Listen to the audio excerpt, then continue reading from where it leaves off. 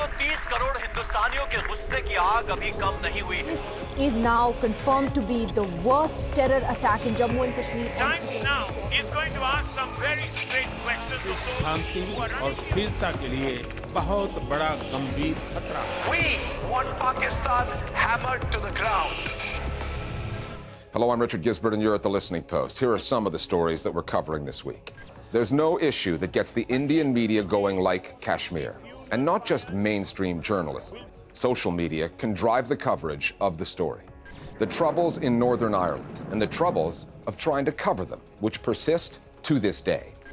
A Russian-funded news outlet takes the fall on Facebook. Zuckerberg and co. are still making the rules up as they go along. And a different kind of back and forth with Donald Trump.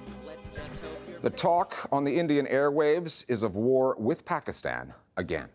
Last week, a suicide bomber killed 40 Indian soldiers in Kashmir. A militant group based in Pakistan, Jaish-e-Mohammed, has claimed responsibility for the worst such attack in more than 70 years. Prime Minister Narendra Modi's government in New Delhi has accused the Pakistani government of backing the group, and many Indian news outlets have gone further, calling for a crackdown on so-called anti-nationals at home who they describe as terrorist sympathisers. The social media side of this story also deserves scrutiny. Twitter, Facebook, and WhatsApp. The messaging there can be out of control and ugly. We've reported on the Pakistani media before, and we will again. But with India just months away from a general election, we're focusing on that side of this story. The stakes were already high for the ruling BJP and its primary challenger, the Congress Party.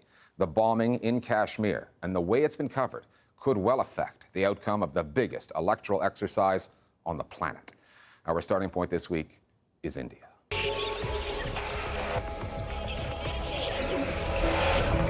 We begin today on a very disturbing and grief-stricken note. Every time an incident like this happens, before government can respond, before the army can respond, the media immediately jumps the gun, asking for war. सबके मन में सबसे बड़ा सवाल यही है कि आखिर पाकिस्तान से बदला कैसे लिया जाएगा? There's two parts to it. One is that the anger which is justified, the demand for justice. All of us are left trying to figure out what is the next step that should be taken. But this narrative then evolves into a call for war against Pakistan.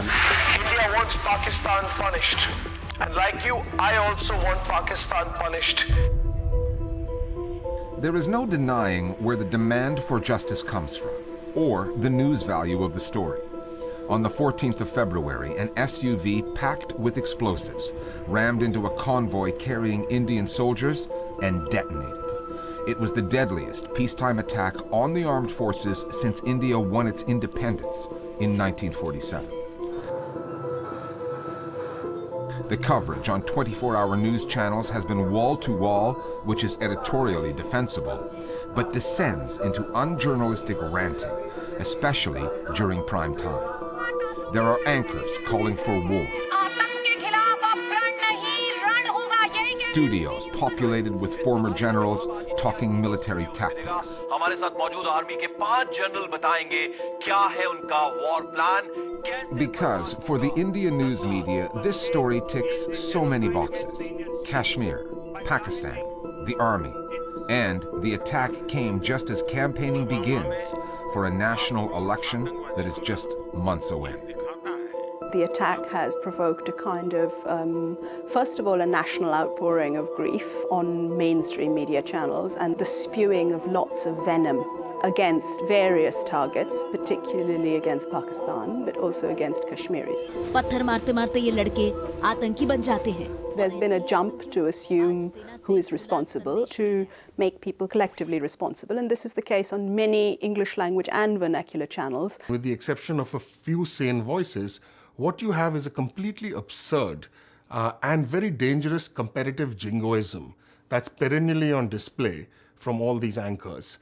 India is demanding justice, accountability. The anchors actually play a pretty strong role in shaping public opinion, and in the present moment their reaction is all the more dangerous.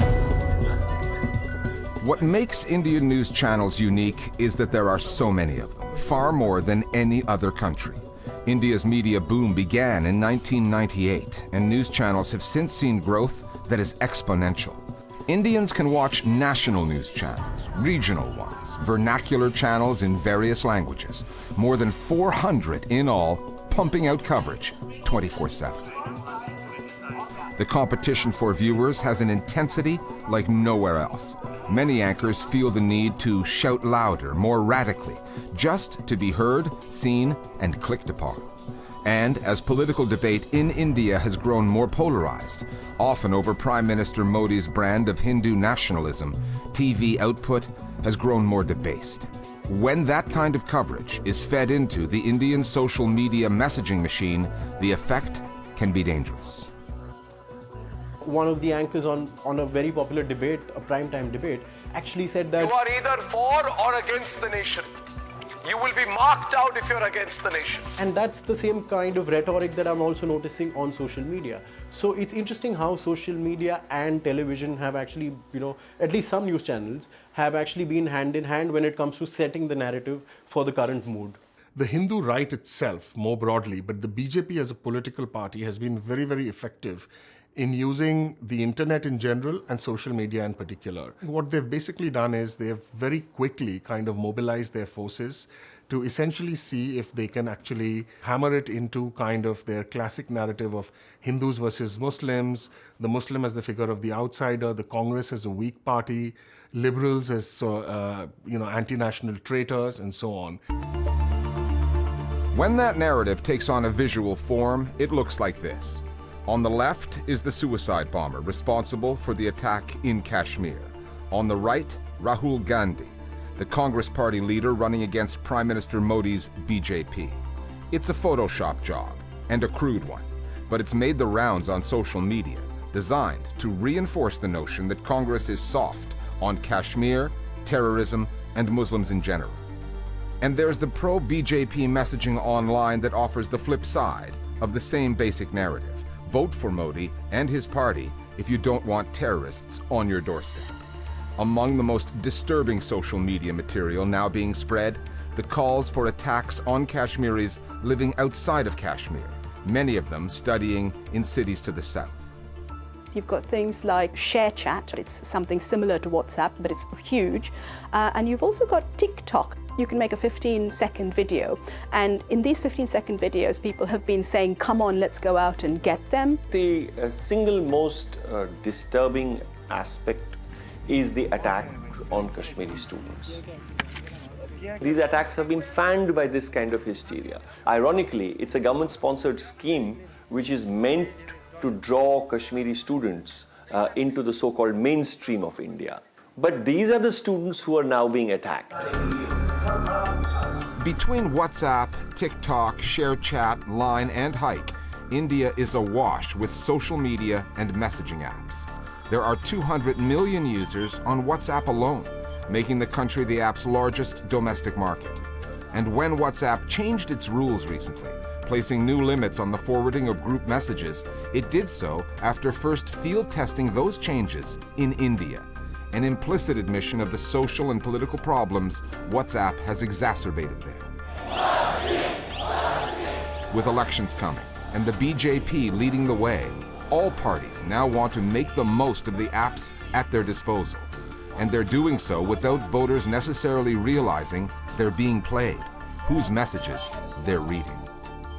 It's very difficult to track down who really is making these WhatsApp groups or who really is running these WhatsApp groups, because apart from that one number that you have, of the administrator, you don't really have too much of other information about who these people are. Some of these groups are run by party sympathizers, sometimes staff associated with leaders of different political parties, in a way sort of supervising what happens in this group.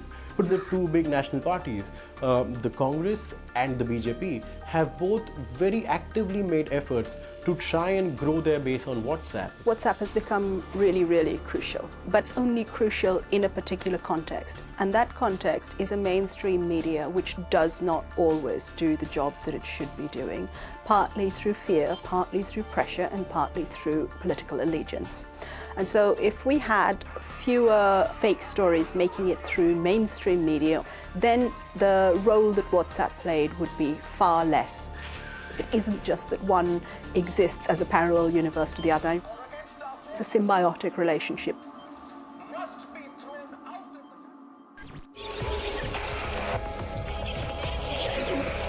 We're discussing other media stories that are on our radar this week with one of our producers, Meenakshi Rafi. Meena, Facebook, all over the news once again.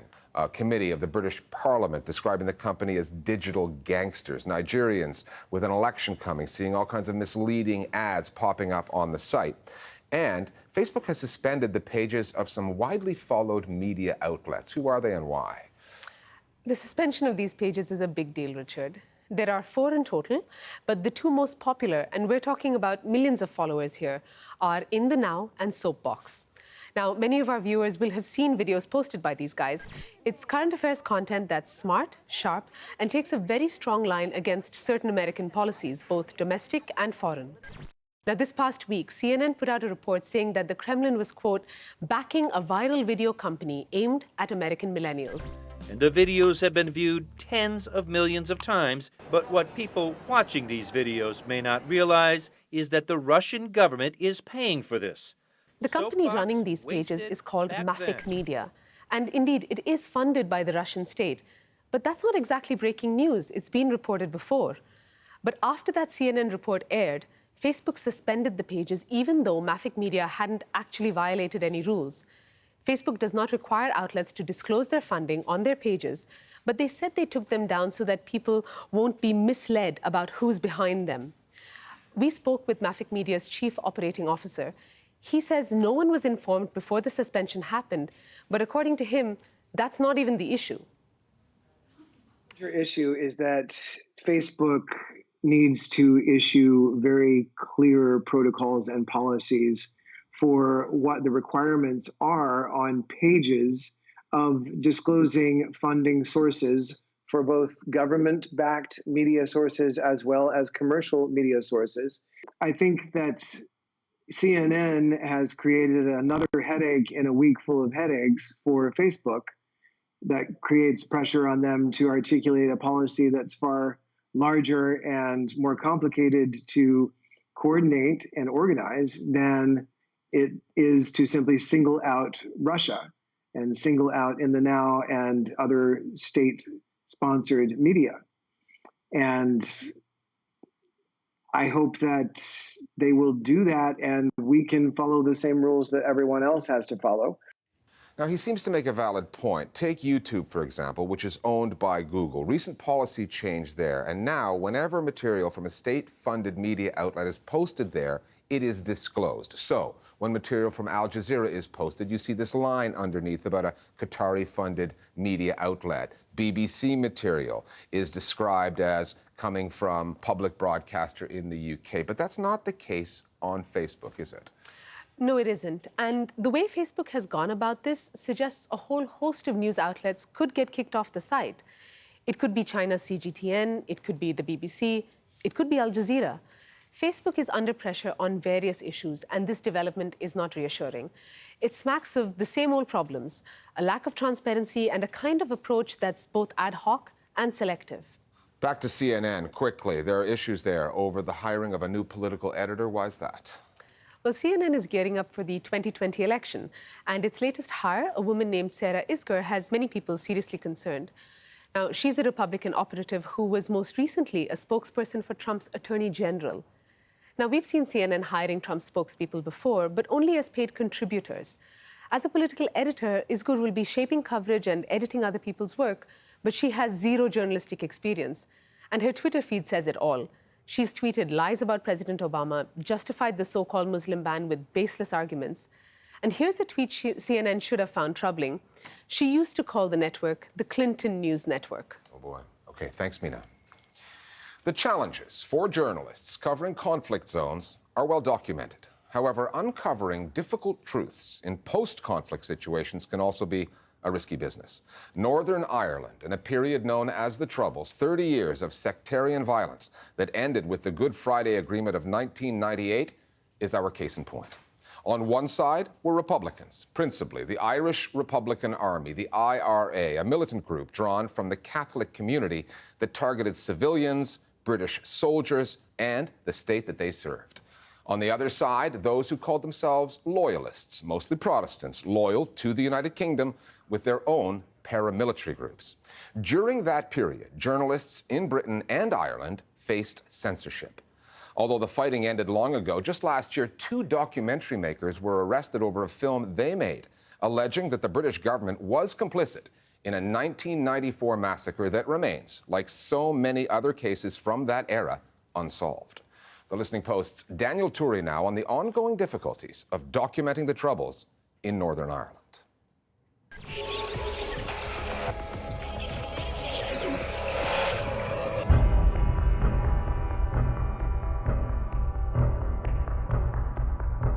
I was getting ready for work.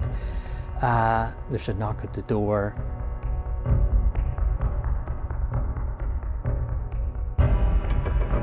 So when the police come in, they come into my kitchen and they produced a piece of paper which they said was the warrant. The office is here where we work.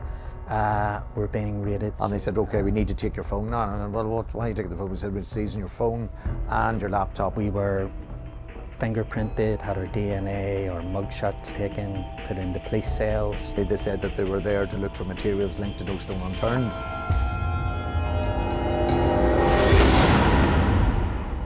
No Stone Unturned is a documentary that investigates the killing in 1994 of 6 unarmed Catholics in a pub in Northern Ireland. There were 6 innocent men. The film featured a confidential report written by a police ombudsman, a report which McCaffrey says he was sent anonymously.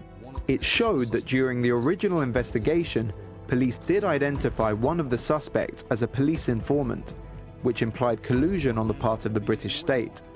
But no one was ever convicted or even stood trial for the murders. I'll never forget their words. We will leave no stone unturned. I don't think they ever lifted a stone, never mind turned it.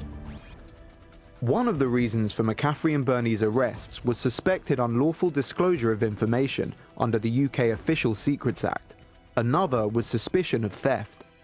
These arrests were made on the basis that the Police Ombudsman's Office had reported the theft of documents from its office. However, the Police Ombudsman's Office has come back and said very firmly, no, we did not make a complaint of theft. And the notion that they would be arrested and we hadn't heard any sign of those who they named and accused in the film being arrested, it was startling. Trevor, Bernie and Barry McCaffrey had conducted a very important public service. This was a terrible murder, unsolved, and the evidence of collusion is very persuasive. And they have peeled back layers which have remained hidden for 25 years. I'm standing inside the Long Kesh internment camp. The difficulties faced by journalists reporting on the Troubles are as old as the conflict itself. Varying degrees of censorship affected media outlets across the board.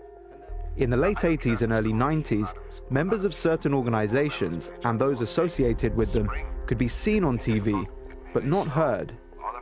News organizations got around the government ban on broadcasting their voices by using voice actors. We have here an opportunity for peace. However, other restrictions had long been in place, particularly for the public broadcaster, the BBC. They had a system called referring up. If you were making a program about the Troubles in Northern Ireland, you had to go all the way up to the very top of the hierarchy in the BBC to get their permission. For example, a BBC program called 24 Hours wanted to make a program looking at the IRA in some detail, what it was about and who supported it, but they referred it all the way up to the top of the BBC and it was killed off. The referral system was quite scary, actually, and I was daunted because it would end up with a big roundtable conference with the lawyer there, the head of editorial policy, the head of news, Deputy Director General, and you would have to literally justify pretty much every line. And it casts doubt on the Army's official version of events. But look, it was a good process because in the end, if you had the evidence, you ended up with a sort of, strong arms wrapped around you. However, dozens of productions were censored, and not only at the BBC. In one case, regulators demanded the removal of this scene from the 1981 documentary The Propaganda War because it was deemed too sympathetic to the enemy. The company behind it, Granada, refused to comply and had to withdraw the film. It was eventually broadcast a decade later. Other decisions verged on the paranoid. A music video by the rock group The Police was banned by both the BBC and ITV, all because of these Belfast street scenes. Well, I think that the censorship, the first thing is that it was mild, and I certainly think it was understandable. There was a long terrorist campaign, and the governments didn't know what to do about it. And one of the ways that they tried to tackle it was through minor levels of censorship of what they thought were people who advocated terrorism. So I have no doubt about the fact that the media was fundamentally free and that it fundamentally used that freedom responsibly. In 1985, the BBC, under pressure from the government, banned the documentary Real Lives at the Edge of the Union because of its interview with a senior IRA member. Journalists across the country went on strike in protest, the disruption leading to messages like this being broadcast instead of news. And the film did eventually air 3 months later. Were you involved in military action yourself? I was involved actively on behalf of my people. It was one of many that pushed boundaries. For example, when the SAS shot dead IRA activists in Gibraltar, a program was made called Death on the Rock, and that produced an eyewitness, and her account contradicted the official version, which was that a warning had been given to the IRA people and they refused to surrender, and then they were shot dead. They put their hands up when they saw these men with the guns in their hands, but they couldn't say anything. There was no interchange of words. It was just shots. And I think that had enormous impact on public opinion. British and Northern Irish journalists reporting during the Troubles were not under direct government censorship, but neither were the media truly free. Today, 2 decades on from the landmark peace deal, the Good Friday Agreement, censorship is seen as a thing of the past. However, while the conflict may be formally over, the unsolved crimes from that period are proving too great for journalists to ignore.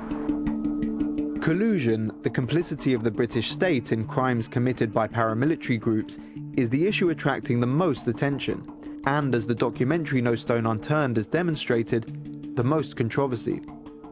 There have been several definitions of collusion, ranging from the willful failure to record information to withholding evidence, right up to the more obvious definition of an agent of the state actively engaging with a paramilitary organization to kill someone. We do need journalists to look into collusion, but the trouble is the word collusion itself is very loaded, and there's a danger that it's become a kind of catch-all for everything bad that the security forces did. There's an attempt to establish a narrative of the IRA versus collusion. In other words, what it is trying to do is saying that the British state was riddled with collusion and that the IRA was a legitimate response to that. I would accept that in the 1970s, the media focus on state wrongdoing was insufficient. Nonetheless, I now think that there is a grossly unbalanced focus on collusion. The role of journalism in documenting Northern Ireland's troubles has been hotly contested ever since the conflict began.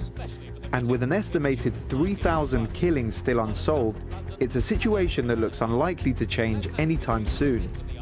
It's very clear that Northern Ireland needs to deal with its past. It's not just going to go away. You can't have reconciliation where you have people not knowing about what happened. And I think journalists have been told repeatedly over the years, oh, don't talk about this because that's going to unsettle the peace. Don't talk about that because you're supporting terrorism if you talk like that. And it's just not true.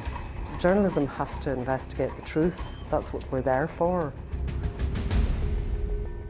Finally, the arrival of Donald Trump in the White House a little more than 2 years back was a chance to make American satirists great again. So much material to work with. But as you've seen from your feeds, not all of the comedic output hits the mark. For our money, one satirist, Randy Rainbow, has emerged from the pack. He first became known online for poking fun at celebrities from the world of entertainment. And then, when one of those celebrities landed in the Oval Office, he turned to politics. Made sense. He's one part musical theater, one part pop music, and we'll leave you with Randy Rainbow's latest, his Madonna-inspired take on Donald Trump's Mexican Wall emergency. It's called Border Lies. We'll see you next time here at The Listening Post.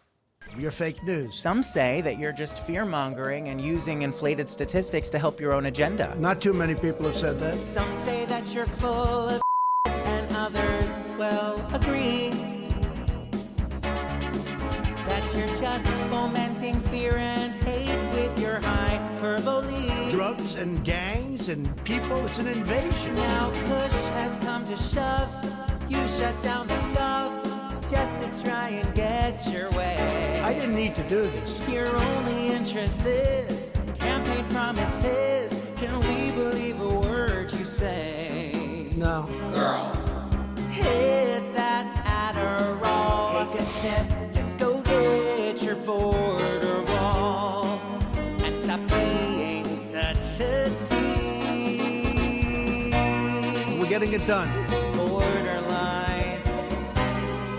Even Ann Coulter is getting wise. You're just walking